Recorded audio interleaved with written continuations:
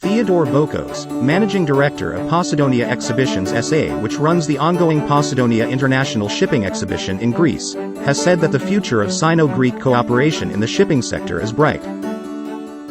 Greeks will continue investing in new ships and building them in China. The Chinese shipyards are bettering and furthering their technology. I think the future looks bright. China has been a big investor in Greece in the last few years, which we appreciate. When Greeks work together with the Chinese, it clicks. We understand each other. The Posidonia International Shipping Exhibition, a biennial event, returned to Greece this week after a 4-year hiatus due to the COVID-19 pandemic.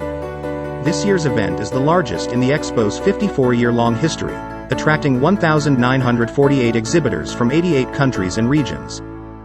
About 130 companies from China participated in the event.